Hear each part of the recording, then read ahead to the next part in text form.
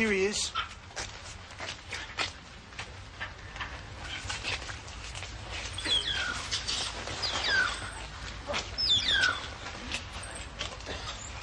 Oh, he's not as bad as I feared. Very nearly. Nasty chunk out of his middle wealth. Vandal!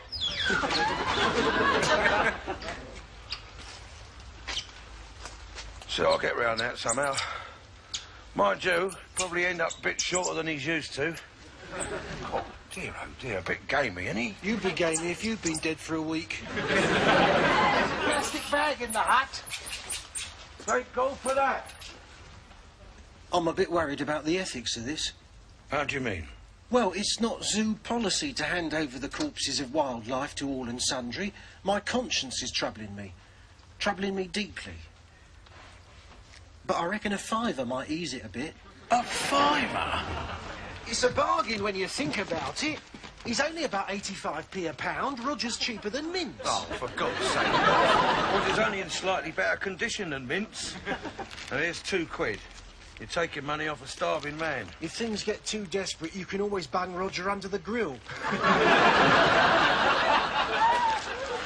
Incidentally, Wilf, I'd be quite interested in a penguin. I can't start assassinating the animals tomorrow. You have to take what's going. Or rather, what's gone. All right, then, well, keep me posted, won't you? Nothing too big. As soon as I get the hang of this, you know, I'll get a bit more ambitious. There's no point giving me a bell if the hippo snuffs it. Lovely. Who's a pretty boy, then? He's not a parrot, Elspeth. Oh, well, he's adorable, Daphne. He's almost adorable, I may say, as my own grandson. And how is your grandson? Oh, Has his nose made up its mind which way it's going yet? Oh, it's straightened out most satisfactorily, thank you, Daphne. Oh, that must be an enormous relief. Cake? I know how much you like my cakes, so I don't begrudge the time and effort it took to make this one. I'm not a cake person myself. One has to watch one's figure. But I do like to think that my cakes have something of a reputation.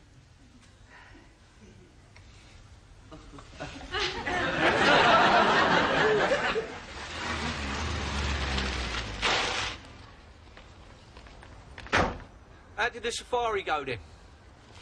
Look at that. Oh, I'll say this for you, Dad. You're not afraid of a challenge, are you? Come, leave it. I want to keep it hermetically sealed. If you opened it, you'd know why. I'm cracking on him tonight. He's getting warmer by the minute. So I should have to let him cool off in the fridge. Elspeth arrived yet? Yeah, she's in Daphne's lair as we speak now. Oh, better smart myself up then, eh? Yeah, listen, Angie asked me to remind you, be on your best when you meet her, eh? Oh, leave it out, son. You're looking at Mr. Suave. Fred Astaire's got nothing in it. Oh, yeah? Well, I can't help feeling if Fred Astaire was in your shoes at our wedding reception, he wouldn't have made the crack about the lighted match when Elspeth done her escaping gas routine. Possibly not. One thing is for certain, he would have shelved any plans he might have had to dance with her.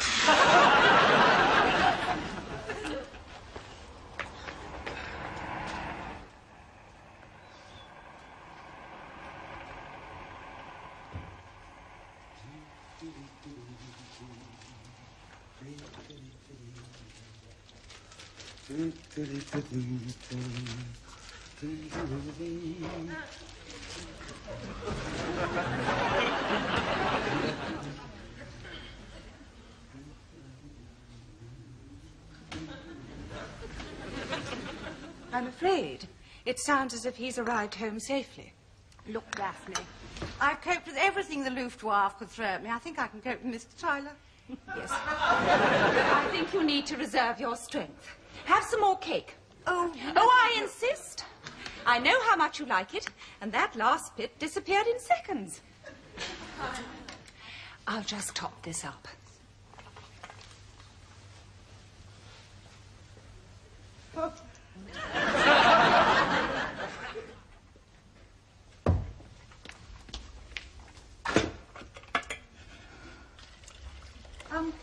Daphne, I think we need some more milk. Oh, I'll do it, dear.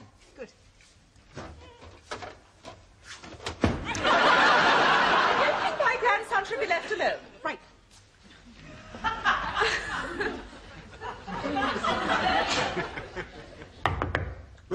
Minto.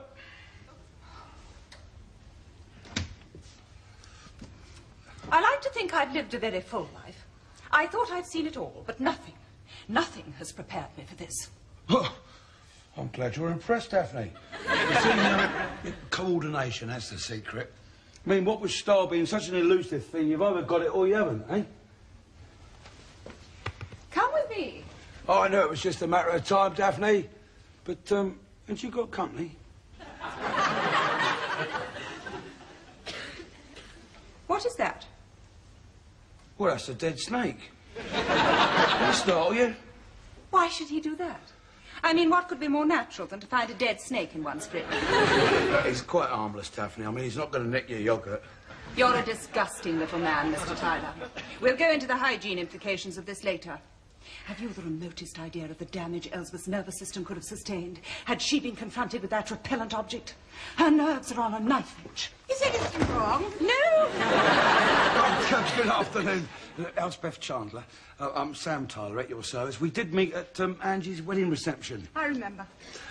I'd like to take this opportunity of apologising profusely for any embarrassment I might have caused you inadvertently on that happy occasion. Quite.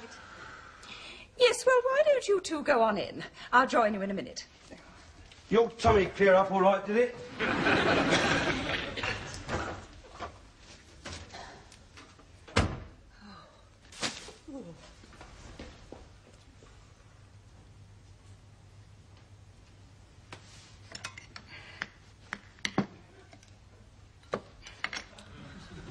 Oh, don't mind if I do. I was feeling a bit peckish.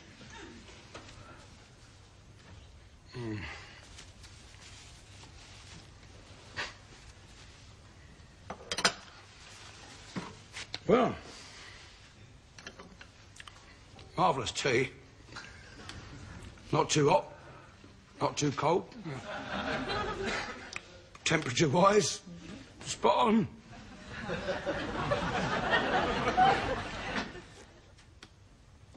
Yeah.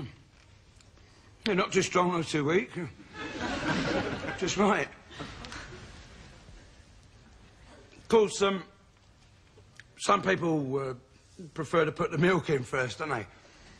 But there's another school of thought that says you put it in after.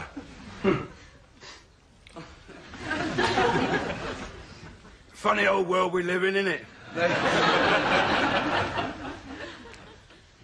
Did you have a pleasant journey down from Cheltenham? Oh, yes, thank you. Yes. What, you come by train or under your own steam? I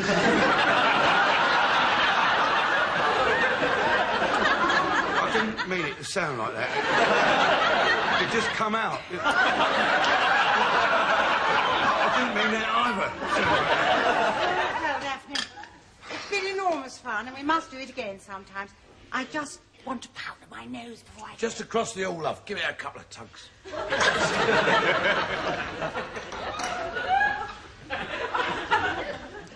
Well, even by your degenerate standards, you've surpassed yourself this afternoon. What, me?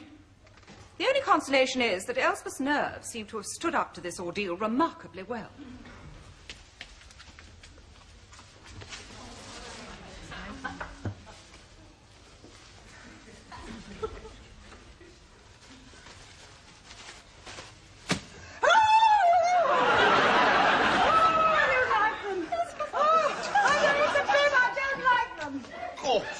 She's gone with the wind. You!